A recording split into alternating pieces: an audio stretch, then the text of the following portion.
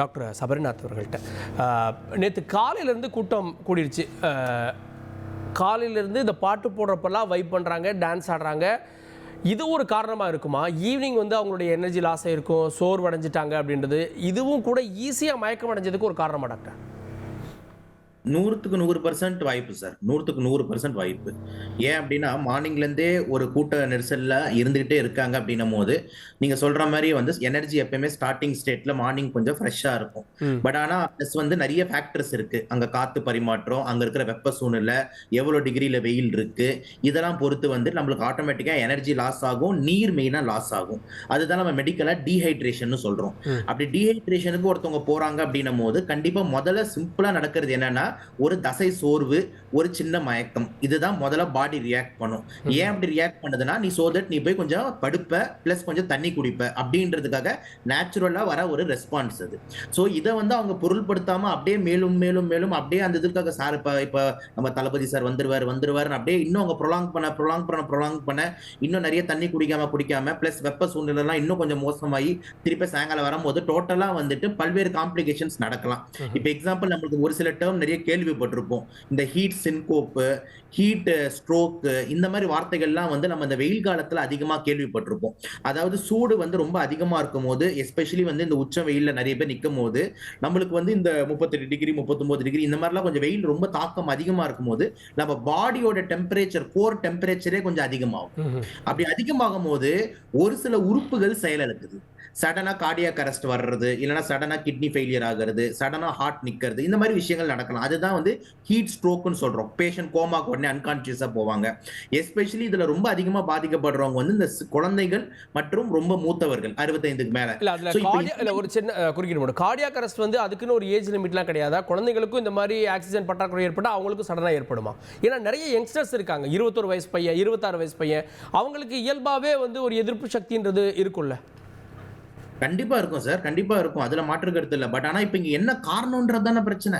இப்ப இங்க காரணம் வந்து பாத்தீங்கன்னா, அவங்க வந்து ஒரு எக்ஸர்சைஸ் பண்ணதுனால இப்படி இறந்துட்டாங்களோ, இல்லன்னா ஏதாவது வந்து வயது காரணமாகவோ இப்படி ஆயிட்டாங்கன்றது கிடையாது. இங்க நடந்தது ஒரு அக்யூட் காஸ். அதாவது ஒரு எமர்ஜென்சி சிச்சுவேஷன். இப்ப எமர்ஜென்சி சிச்சுவேஷன்ல எந்த வயசுல இருக்கிறவங்க மாட்டினாலுமே, எக்ஸாம்பிள் இப்ப இங்க நடந்த எமர்ஜென்சி என்னது? கூட்ட நெரிசல்ல நம்மளுக்கு இடம் கிடைக்கல, மூச்சு விடுறதுக்கு அந்த லங்ஸ் எக்ஸ்பேண்ட் ஆகலன்றது தான் மெயின் ரீசன். இதுக்கு ரெண்டாவது ரீசன் வந்து நம்மளுக்கு அது மேல மெதிக்கிறாங்க, அடிபடுது, இதெல்லாம் வந்து ரெண்டாவது ரீசன். இப்ப இதுக்கு வயசே நம்மளுக்கு தேவையில்லை. இப்ப நீங்க சொல்ற மாதிரி வந்துட்டு அந்த 20 இருந்து அந்த 40 வயசு இருக்கிறவங்க வந்து கண்டிப்பா வந்து கொஞ்சம் பெட்டரா பண்ணுவாங்க கம்பேர் டு தட் 60 வயசுக்கு மேல இருக்கிறவங்களுக்கும் குழந்தைங்களையும் கம்பேர் பண்ணும்போது.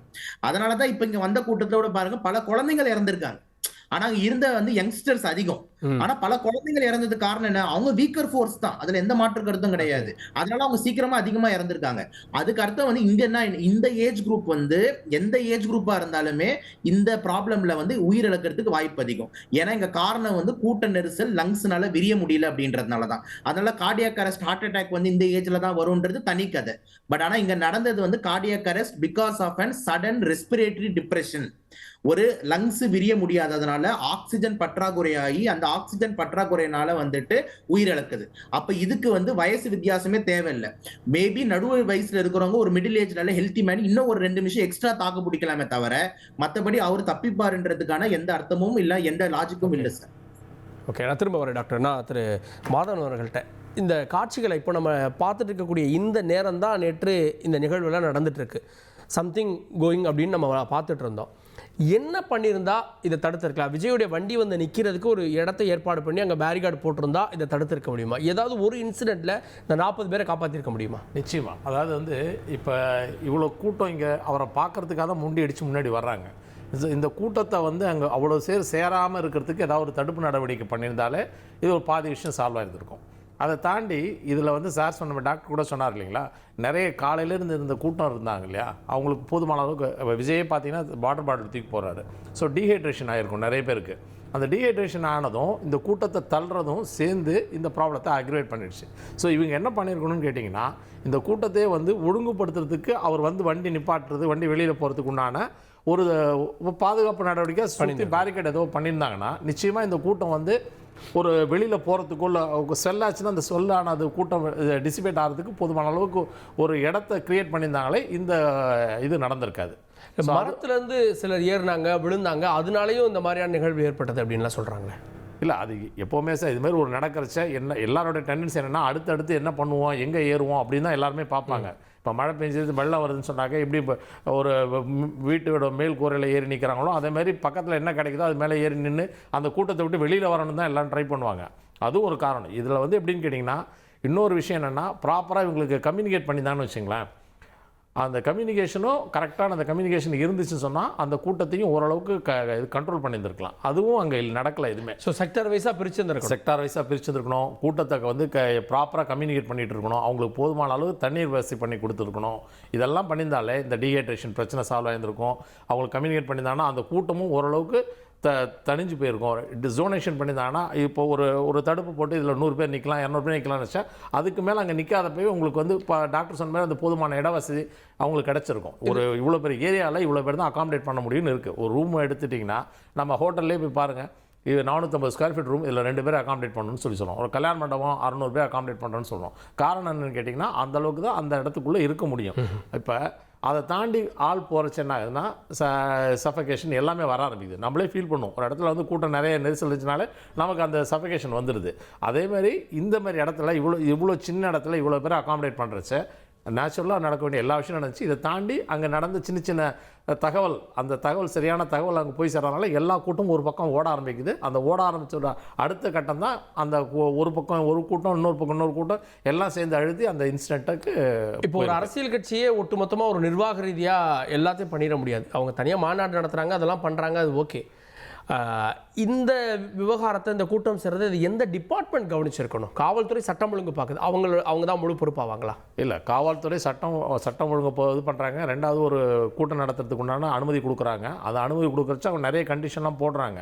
அந்த கண்டிஷனை கரெக்டாக ஃபாலோ பண்ணுறாங்களா அப்படின்றது இவங்க எந்த அளவுக்கு. இன்னைக்கு இந்த மரம் விழுந்ததுக்கப்புறம் வனத்துறையெல்லாம் வர்றாங்க, மரம் எங்கே இருந்திருக்கு எங்கே விழுந்திருக்குன்னு வர்றாங்க.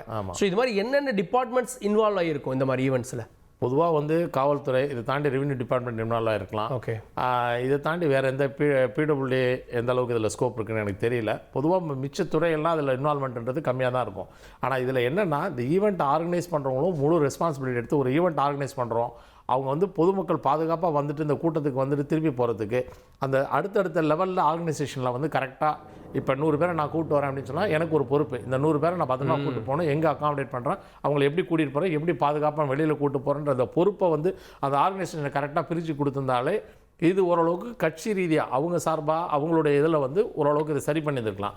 கூட்டம் இவ்வளோ பேர் கூட்டம் வர்றச்சா கூட்டத்தை அட்டன் பண்ணுறது ஒரு பக்கம் இருக்க, மக்களை பாதுகாப்பாக கூட்டிகிட்டு போகிறத ஒரு பொறுப்பாக எடுத்து அவங்களுக்குள்ளே செஞ்சுருந்தாங்கன்னா இது வந்து நிறைய குறைச்சிருக்கலாம். ரெண்டாவது, அவங்க இவ்வளோ பெரிய கூட்டம் வருது அப்படின்னு சொன்னாங்கன்னா அந்த கூட்டத்தை வந்து எவ்வளோ பேர் கூட்டம் வருவாங்க, அதுலேருந்து எவ்வளோ பேர் வந்து அதுக்குண்டான நம்ம பாதுகாப்பு நடவடிக்கை, முன்னெச்சரிக்கை நடவடிக்கை என்னென்னலாம் பண்ணணும் அப்படின்றதுல இவங்களுக்கும் முழு பொறுப்பு இருக்குது. ஈவெண்ட்டை நடத்துகிற இந்த கட்சிக்கும் முழு பொறுப்பு இருக்குது. நாட் ஒன்லி இந்த இது வந்து ஏன்னா அடுத்து வர 6 மாதம் 9 மாதத்தில் எலெக்ஷன் வரும் தமிழ்நாட்டில்.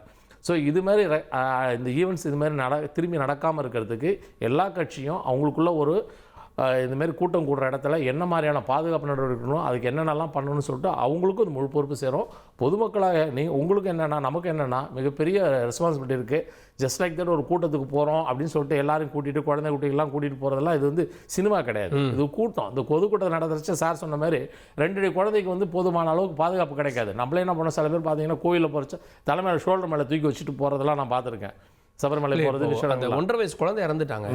அந்த குழந்தையுடைய அத்தை அவங்க சொல்கிறாங்க, அந்த குழந்தை என்கிட்ட தான் இருந்தால், நான் கீழே விழுந்தேன், என்கிட்ட இருந்து அந்த குழந்தை யாரோ தூக்குனாங்க, அவ்வளோதான் தெரியும், அந்த குழந்தை உயிரிழந்த நிலையில் தான் எங்களுக்கு கிடைச்சா அப்படின்றாங்க. என்ன நடந்ததுன்னே தெரில.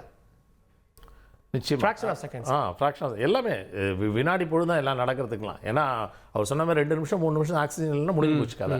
அதனால் நமக்கும் இதில் பொறுப்பு இருக்குது. இந்த மாதிரி இடங்களை வந்து கூடிய வரைக்கும் குழந்தைங்களை கூட்டிகிட்டு போகாமல் இருக்கிறதே நல்லது. போய் பார்த்து என்ன பண்ண போகிறோம் நம்ம, அது அவங்களுக்கு புரியணும். அவங்களுக்கு இந்த மாதிரி இடங்களில் போய் ஒரு சினிமா நடிகரை பார்க்குறதுக்கு போகிறோம், இல்லை கட்சி தலைவரை போய் பார்க்குறதுக்குன்னு போகிறது வந்து குழந்தைங்களுக்கு வந்து கூடிய வரைக்கும் அந்த தவிர்த்துறது நல்லது. கட்சிகளையும் சரி குழந்தைங்களெல்லாம் கூட்டிகிட்டு வரக்கூடாதுன்றது ஒரு பெரிய ஒரு முக்கியமான பொறுப்பாக எடுத்துகிட்டு அதை தவிர்க்கணும் அப்படின்றது என்னுடைய இது. கேட்போம் டாக்டர் சபரிகிட்ட. எல்லாருமே நேற்று இந்த நிகழ்வில் ரொம்ப உன்னிப்பாக பார்த்து கண்கலங்கியதுன்றது அந்த குழந்தைகளுடைய மரணம். இந்த குழந்தைங்களை இப்போ சமீபமாக சென்னையில் கூட நிறைய ஈவெண்ட்ஸ் பார்த்துருக்கோம். நம்ம மெரினாவில் ஏற்பட்டது பார்த்தோம், இதே மாதிரியான தள்ளுமுள்ளு ஒரு தனியார் இசை நிகழ்ச்சியெல்லாம் ஏற்பட்டது, நல்ல வேளை அங்கே வந்து உயிரிழப்புகள் இல்லை அப்படின்றத. ஸோ இந்த குழந்தைகளை ஒரு பொது இடத்துக்கு கூட்டிகிட்டு போகணும், அதை வந்து அவங்களுக்கு ஒரு கிட்டத்தட்ட ஒரு ஜாலியான ஒரு பிக்னிக் மாதிரி அப்படின்றது சமீப நாட்களில் அதிகரிச்சிருக்க மாதிரி தெரியலையா? இதை எப்படி நம்ம தவிர்க்கிறது? இல்ல கண்டிப்பா சார். 100க்கு 100% வந்து எல்லாருக்கும் என்டர்டெயின்மென்ட் தேவைப்படுது அப்படின்றது உண்மை. ஆனா அதையும் தாண்டி வந்து சேஃப்டின்றது ரொம்ப ரொம்ப முக்கியம் சார். இதுக்கு ஒரு முழு வந்து பாத்தீங்கன்னா, அந்தந்த பேரண்ட்ஸ், அதாவது அவங்க அம்மா அப்பா தானே சார் அந்த குழந்தைக்கு இம்பார்ட்டன்ட் கார்டியன். அவங்களுக்கு தெரியணும்ல சார், எது இம்பார்ட்டன்ட், எது இங்க கூட்டு போகணும், இங்க கூட்டு போக கூடாது அப்படின்றது அவங்க அம்மா அப்பாவுக்கு தெரியணும் சார். இப்ப எக்ஸாம்பிள் வந்து பாத்தீங்கன்னா, ஒரு ஓப்பன் ஸ்பேஸுக்கு நீங்க கூட்டு போறீங்க, ஒரு பீச்சுக்கு, பார்க்குக்கு, ஒரு மாலுக்கு அப்படின்னா அதுல பிரச்சனை இல்லை சார். ஓப்பன் ஸ்பேஸ், அங்க வந்து ஒரு கூட்ட நெரிசல் வராது. ஆனா அங்க போய் வேற ஒரு சில சேஃப்டிகள் இருக்கணும். நம்ம அந்த உச்சி வெயில்ல பீச்சுக்கு போக வேண்டாம் குழந்தைய கூப்பிட்டுக்கிட்டு, அந்த அலை கிட்ட ரொம்ப கிட்ட கொண்டு போக வேண்டாம். சோ அந்த மாதிரி ஒரு இடத்துலயும் அந்த சேஃப்டி மெஷர்ஸ் வந்து மாறும். ஆனா இங்க வந்து பாத்தீங்கன்னா கிளியர் கட் நம்மளுக்கு எத்தனை பிரச்சாரங்கள்ல தெரியுது, விஜய் சாருக்கு அவ்வளவு கூட்டம் வருது, ஓவர் கிரௌடடா இருக்கு அப்படின்னும் போது கண்டிப்பா ஒரு 4-5 ஆளுங்க அங்க போய் கலந்துருக்கவே கூடாது. அதுல முதல் ஆளுங்க குழந்தைங்க, 2வது கர்ப்பிணி பெண்கள், 3வது இந்த 65 வயசுக்கு மேல இருக்கிற சீனியர் சிட்டிசன்ஸ். ஏன்னா இவங்க எல்லாருக்குமே வந்து பாத்தீங்கன்னா ஈஸியா கார்டியாக் அரெஸ்டோ இல்லைன்னா இந்த மாதிரி வந்து கூட்ட நெரிசல் ஆக்சிஜன் பற்றாக்குறையாய் ப்ராப்ளம் வரதுக்கான முதல் விக்டிம் இவங்க 3 பேர். அப்ப இவங்க 3 பேர் கண்டிப்பா தடுத்திருக்கணும். இதை தாண்டி ஆல்ரெடி நான் ஒரு ஹார்ட் பேஷண்ட், ஆல்ரெடி நான் வந்து ஒரு சீஷர் பேஷண்ட், நான் பிபி மெடிசன் எடுத்துட்டு இருக்கேன், அன்கண்ட்ரோலா இருக்கிறேன்னா நீங்களாம் அங்க போகவே கூடாது. இதெல்லாம் வந்து இப்ப இல்ல, அதுக்கு அடுத்த மீட்டிங்கோ இல்ல யார் எந்த கட்சி நடத்தினாலும் இதெல்லாம் நம்ம ஃபாலோ பண்ணி தான் ஆகணும். இதை தாண்டி சார் இந்த ஃபங்க்ஷனல் வல்னரபிலிட்டி இருக்காங்களா, இப்ப எக்ஸாம்பிள் சில பேர் வந்து பாத்தீங்கன்னா மாற்றுத்திறனாளியா இருப்பாங்க, சில பேர் அந்த ஊனமுற்றோரா இருப்பாங்க, அவங்களுக்கு கை இருக்காது, கால் இருக்காது. இப்ப இவங்களாம் அங்க போனாங்கன்னா நல்ல 2 கால் 2 கை நல்லா இருக்கவங்களே கீழே வர்றாங்கன்னும் போது ஒரு கை ஒரு கால் இல்லாதவங்கள ஈஸியா டேஞ்சர் ஆகலாம். அப்ப நீங்களா போவாதீங்க. சில பேர் இந்த கண் பார்வை இருக்காது, பிளைண்ட்னு சொல்லுவோம், அதாவது குருட்டர்கள்னு சொல்லக்கூடாது, அந்த மாதிரி சொல்லுவோம். அதே மாதிரி நம்மளுக்கு வந்து காது சரியா கேட்காது. இப்ப இந்த மாதிரி இருக்கிறவங்க எல்லாம் வந்து இந்த மாதிரி கூட்ட நெரிசல் அவாய்ட் பண்ணிடுங்க சார். ஏன்னா நீங்க அங்க பார்வை நம்மளுக்கு கம்மின்னும் போது அந்த இடத்துல இவ்வளவு எல்லாம் தள்ளும் போது நம்மளுக்கு எப்படி ஹேண்டில் பண்ண முடியும்? அப்போ இதெல்லாம் வந்து ஆல்ரெடி வந்து ஒரு டிசாஸ்டர் மேனேஜ்மெண்ட்ல பேசிக்கா கம்யூனிட்டி மெடிசின்ல வந்து இவங்கலாம் எப்பவுமே இந்த ஓவர் கிரவுடிங் ஏரியாவுக்கு போகாதீங்கன்னு சொல்லிட்டு சொல்றாங்க. அதையும் தாண்டி வந்துட்டு நம்ம இந்த மாதிரி ஏரியாஸ்க்கு போறதுன்றது முதல்ல நம்ம ஆஸ் அ ரெஸ்பான்சிபிள் நம்ம எடுத்துக்கணும்ன்ற நான் ஃபர்ஸ்ட். 2வது கண்டிப்பா நம்ம கட்சி, அவங்க அந்த எந்த கட்சி நடத்தினாலும் அவங்களுக்கு பொறுப்பு இருக்கு. அரசாங்க சைட்ல வந்து அந்த போலீஸ் என்ன பண்றாங்க, டிபார்ட்மெண்ட், இதெல்லாம் இருக்கு. ஆனா ஃபர்ஸ்ட் வந்துட்டு நம்ம சேஃப்டியை பார்க்கணும் சார். ஒரு ஹார்ட் அட்டாக் வந்து ஒரு மக்கள் இறக்கலாம், இல்ல ஒரு ஸ்ட்ரோக் வந்து ஒரு மக்கள் இறக்கலாம், ஒரு கேன்சர் வந்து மக்கள் இறக்கலாம். பட் ஆனா வந்து அதெல்லாம் நோய், அதுல இறக்குறது ஓகே. ஆனா இதெல்லாம் நம்மளே போய் தெரியாம நம்ம உயிரை விட்டுறது சார். இந்த மாதிரி விஷயத்துல வந்து நம்ம போய் விடவே கூடாது சார் உயிரை. ஏன்னா ஒரு உயிர் விஷயமே கிடையாது. இல்ல அதுல ஒரு சின்ன விஷயம், அந்த இடத்தை பத்தி எல்லாம் சொல்றப்போ ஒரு பறந்துபட்ட இடமா ஒரு மைதானமா இருந்திருந்தா ஓரளவு இந்த உயிரிழப்பு தவிர்த்திருக்கலாம் அப்படின்னு. அந்த மைதானமாவோ நிறைய மரங்கள் இருக்கக்கூடிய இடமாவோ இருந்தா ஓரளவு இந்த ஆக்சிஜன் கிடைச்சிருக்க வாய்ப்பு இருக்கு அப்படின்னு நினைக்கிறீங்களா? 100% சார். முதல்ல ஸ்பேஸ் கிடைச்சிருக்கும் சார், முதல்ல இடம் கிடைச்சிருக்கும். அது ஒரு கிளிப் கூட நம்ம சேனல்ல பார்த்தேன். அந்த பேரிகார்டு ஒரு சில்வர் மாதிரி ஒரு ஃபாயில் ஷெட் மாதிரி போட்டிருக்காங்க, அதெல்லாம் உடைச்சிக்கிட்டு ஒரு கூட்டம் டம்முன்னு வெளியே வந்தது. அந்த கிளிப் பார்த்துருப்பீங்கன்னு நினைக்கிறேன். அப்போ எந்த அளவுக்கு அங்க பிரஷர்ல இருக்காங்கன்னு பாருங்க. ஒரு சின்ன ஸ்பேஸ் இருந்தா தப்பிச்சு ஓடிடலாம் அப்படின்ற ஒரு ஸ்பேஸ். அப்போ இந்த எப்பவுமே இந்த மாநாடு, இதுக்கு முன்னாடி சார் மதுரையில நடத்துறாரு, திருச்சியில ஒரு மாநாடு நடத்துறாருன்னு நினைக்கிறேன், அதே மாதிரி நம்ம விக்ரவாண்டியில மாநாடு நடத்துறாருன்னு நினைக்கிறேன். அங்கெல்லாம் எவ்வளவு பெரிய ஸ்பேஸா இருந்தது, அங்க எவ்வளவு கூட்டம் வந்தது, லட்சக்கணக்கில் வந்ததுன்னு சொன்னாங்க. ஆனா அங்க இந்த பிரச்சனை வரலையே. ஏன்னா ஓப்பன் ஸ்பேஸ், ஏதாவது கூட்ட நெரிசல்ல கூட அந்த மூவிங் கிரௌடா இருக்கும், ஏர் சர்க்குலேஷன் நல்லா இருக்கும், வெளியே போயிடலாம். அதனால இனிமேல் அந்த மாதிரி தான் ஏதாவது ஒரு பிளான் பண்ணணும்னு நினைக்கிறேன். ஏன்னா சாருக்கு ஒரு கூட்டம் அப்படி இருக்கு. சோ இதெல்லாம் வந்து அரசாங்கம் அவங்களாம் சேர்ந்துதான் முடிவு பண்ணணுன்றது நம்ம பார்வை. கண்டிப்பா அந்த மாதிரி நடத்தி இருந்தா கண்டிப்பா வந்துட்டு இந்த மாதிரியான ஒரு உயிரிழப்புன்றது ஏற்பட்டிருக்காதுன்றது 100க்கு 100 உண்மை. கேட்போம்.